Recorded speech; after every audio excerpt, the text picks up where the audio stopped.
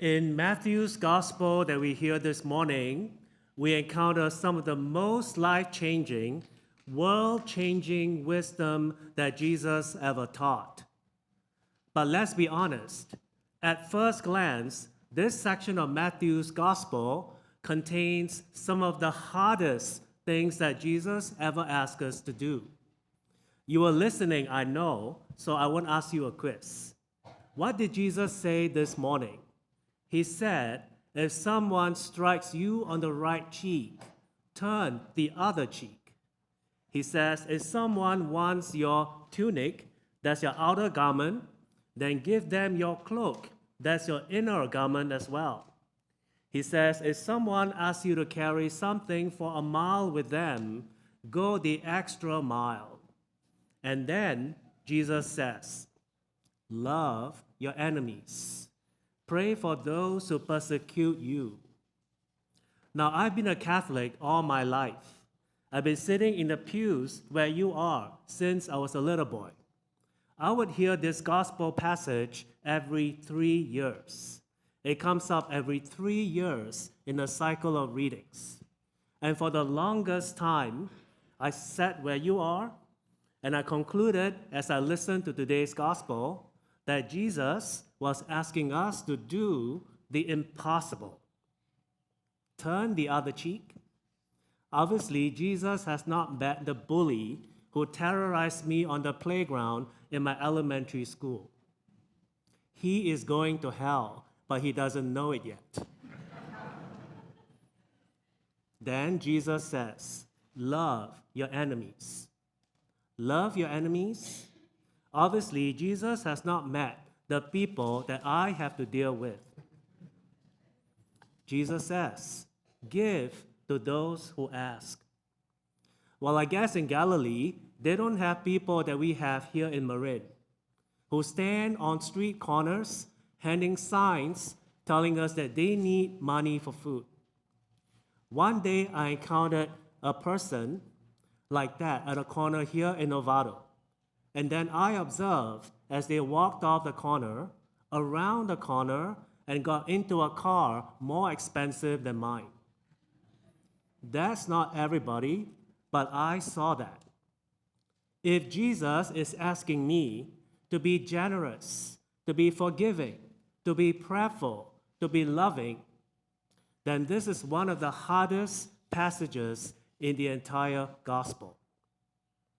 But now, I'm 52, and it's beginning to dawn on me that there have been moments, countless times in my life, when I am the one causing the problems that Jesus is talking about in today's gospel.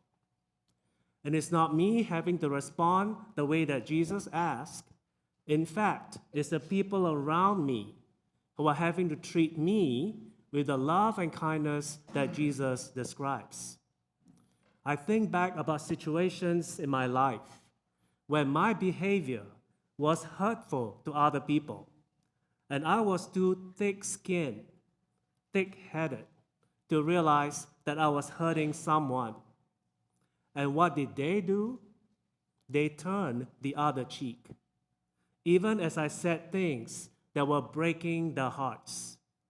Isn't it amazing to be the recipient of so much forgiveness, so much patience? I think about the times when I've asked people for a small amount of help, and they responded with overwhelming generosity. I didn't deserve it. To use Jesus' words in today's gospel, I asked for a tunic. They gave me everything. Isn't it amazing to be the recipient of so much generosity? I think about the people that have asked for a little help, and they walk extra miles along with me, both literally and figuratively. People who came to help me. They helped me carry my burdens. They have walked the journey of life with me longer than I have deserved. They have given me great encouragement. Isn't it amazing to be the recipient of that much assistance? And I recall people in life who thought that Felix Lim was their enemy, not because there was a defect in them. No, it was my angry behavior that made someone else think that I hated them. And what did they do? They did what Jesus said in today's gospel. They loved me and they prayed for me. It's an amazing gift to be the recipient of that kind of kindness. Our lives get changed. Our world gets changed when we give and receive the kind of kindness that Jesus describes in today's gospel. But when I was younger, sitting in the pews, I heard this passage, and I always assumed that I was the good guy in the gospel scenario. I am the good Christian who is being asked to love my enemies.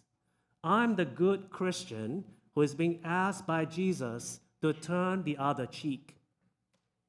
But what happens when we are the ones hurting other people, asking help from other people, mistreating other people? Well, if we think that we are better than everybody else, then this passage is intensely and immensely challenging. It's designed to be so. But maybe we Christians, when we reach a certain age or stage in our faith journey, we realize that our own humanity is messy, which means that the people around us have had to try to treat us the way that Jesus speaks of in today's gospel. We are the ones who have received undeserved kindness. We are the ones whose actions are sometimes hateful. And the people around us choose to respond with forgiveness. Throughout my life, people have treated me with the kind of generous, forgiving love that Jesus describes. If people or the Lord treated me the way I really deserve to be treated, well, as my mom would say, I'll be in serious doo-doo. Ultimately, it is our God. It is our God who treats every one of us with the unfathomable generosity, the unending patience, the intense forgiveness. And God continues to send people into our lives to treat us far better than we deserve. Thank God for those people. In this challenging passage of Matthew's Gospel, I think Jesus challenges us to think and pray about the current culture of hate that surrounds us. The woman who went to see her pastor talked about all the people that she hated because they were full of hate. She left his office in silence, and I wonder if she is wrestling with the fact that the thing that she hates in somebody else might in fact be going on inside of her. Love your enemies, that's what Jesus said. But we don't hear that message on any TV commercials. Rather, we have become a nation of people who are convinced that other people are full of hate. And so that gives me permission to hate you. I wonder if I see my hypocrisy. But it happens in every place and in every way.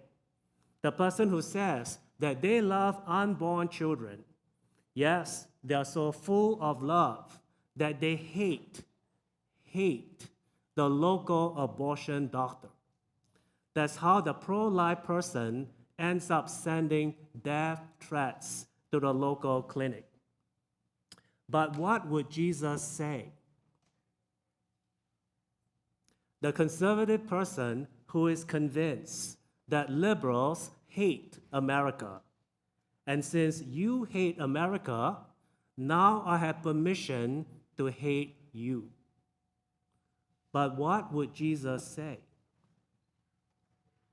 The woman who tells her pastor that a certain politician's problem is that he is filled with hate, and so she becomes full of hate herself. What would Jesus say? An ancient moral code that was quoted by Jesus today: an eye for an eye, a tooth for a tooth. In its original context, centuries before the birth of Jesus, that law, that rule, was intended to break the cycle of retribution. But frankly, if we follow that rule today, we will end up with a community of blind people with no teeth.